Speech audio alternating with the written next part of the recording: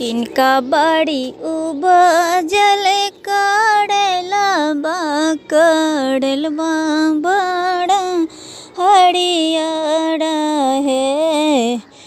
किनका बाड़ी उपजल काढ़लबा काढ़लबा बड़ा हरियर है। ललन रे किनका कोखी जन्म लेला सजदा पोती पोती बड़ा सुंदर है। ललन रे किनका कोखी जन्म लेला सजदा पोती पोती बड़ा सुंदर है। कोड़िया बाड़ी उपजल काढ़लबा काढ़लबा बड़ा हरियर है।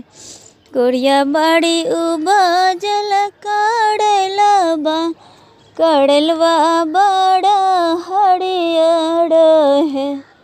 ललन रे दादी कोखी जन्म माला सजदा बे पोती पोती बड़ा सुंदर है।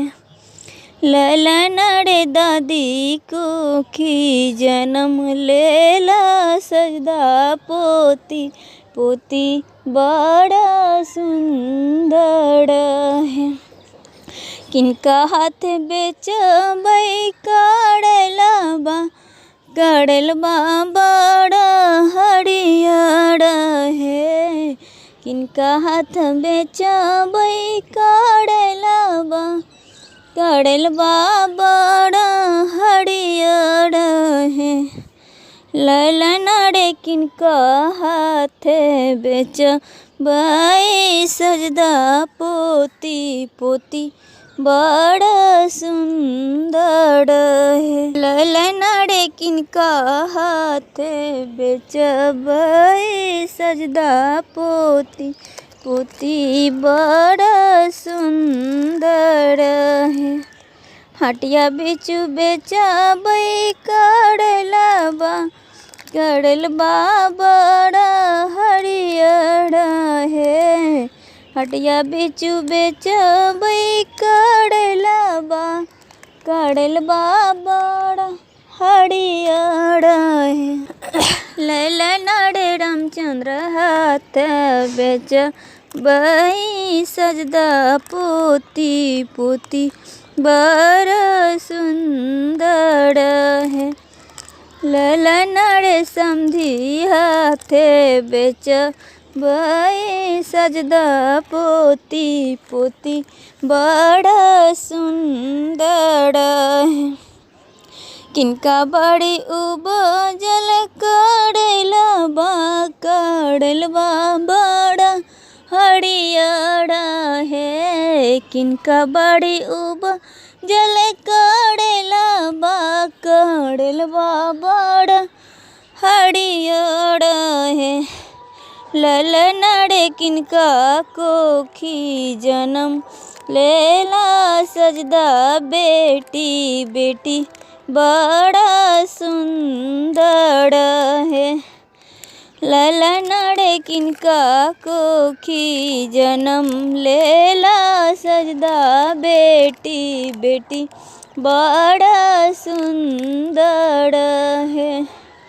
कोड़िया बाड़ी उपजल काढ़लबा काढ़लबा बड़ा हरियर है। कोड़िया बाड़ी उपजल काढ़लबा काढ़लबा बड़ा हरियर है।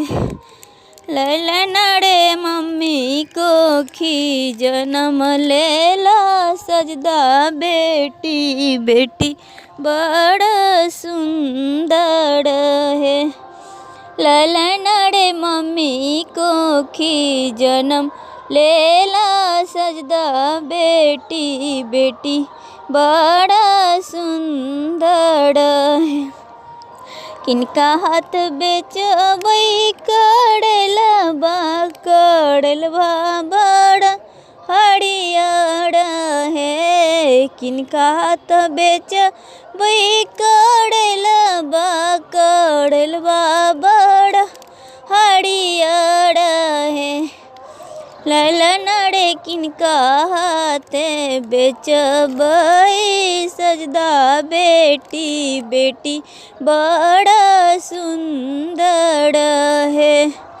ललनड़े किनका हाथ बेचबई सजदा बेटी बेटी बड़ा सुंदर है। हटिया बेचू बेचबई